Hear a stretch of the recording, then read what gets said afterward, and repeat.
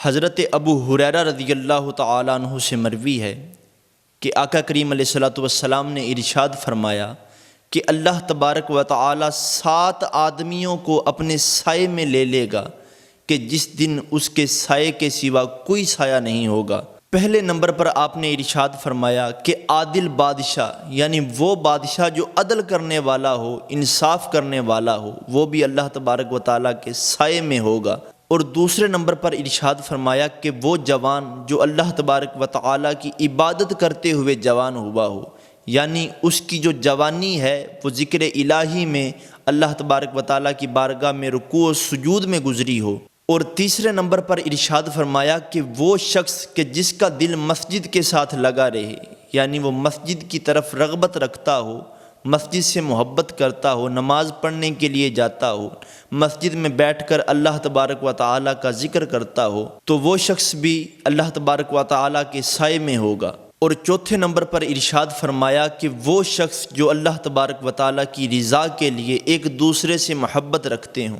یعنی اگر کسی سے محبت کریں تو وہ بھی اللہ تبارک و تعالیٰ کی رضا کے لیے،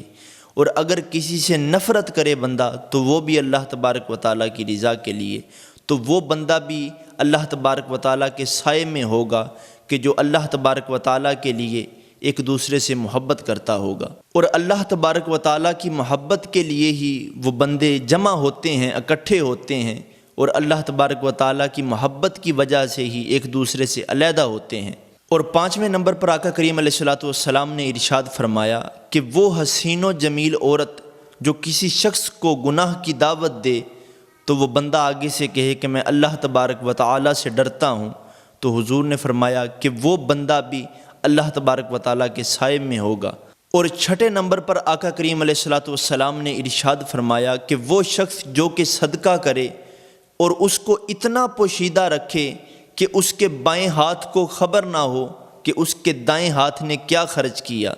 تو وہ بندہ بھی اللہ تبارک و تعالیٰ کے سائے میں ہوگا۔ لیکن ہمارے یہاں پر کیا ہوتا ہے کہ لوگ اگر کسی کو صدقہ بھی دیتے ہیں، کسی کو زکوٰۃ دیتے ہیں، صدقہ فطر دیتے ہیں، تو اس کے ساتھ سیلفی بناتے ہیں، تصویر بناتے ہیں کہ ہم نے اس پر بڑا احسان کیا۔ تو یہ صاحب احسان نہیں ہے، بلکہ آپ اس کی عزت نفس کو مجروح کر رہے ہیں۔ تو اگر بندہ اللہ تبارک و تعالیٰ کی راہ میں صدقہ کرے، خیرات کرے، تو اس کو بھی پوشیدہ رکھے۔ حضور فرماتے ہیں وہ شخص بھی اللہ تبارک و تعالیٰ کے سائے میں ہوگا کہ جو اپنے صدقے کو پوشیدہ رکھتا ہو۔ اور 7ویں نمبر پر جو آقا کریم علیہ الصلوۃ والسلام نے بات ارشاد فرمائی، بڑی کمال کی بات میرے آقا کریم علیہ السلام فرماتے ہیں، وہ آدمی کہ جو تنہائی میں اللہ تبارک و تعالیٰ کا ذکر کرے اور اس کی آنکھ اشکبار ہو جائے، یعنی وہ اللہ کا ذکر کرے، اسے دیکھنے والا کوئی نہ ہو، صرف اللہ تبارک و تعالیٰ کی ذات موجود ہو، اور وہ بندہ اللہ تبارک و تعالیٰ کی بارگاہ میں خوف خدا کے سبب اپنی آنکھوں سے ایک آنسو بہا دے،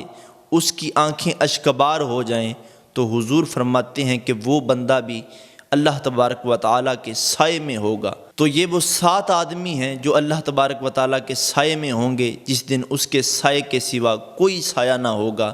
تو اللہ تبارک و تعالیٰ کی بارگاہ میں دعا ہے کہ اللہ کریم ہم کو نیک اعمال کی توفیق عطا فرمائے، اور اپنے پیارے محبوب نبی کریم علیہ الصلوۃ والسلام کی پکی اور سچی غلامی، محبت اور عشق عطا فرمائے، اور اس ماہ رمضان کا صدقہ ہمارے سابقہ گناہوں کو معاف فرمائے۔ وما توفیقی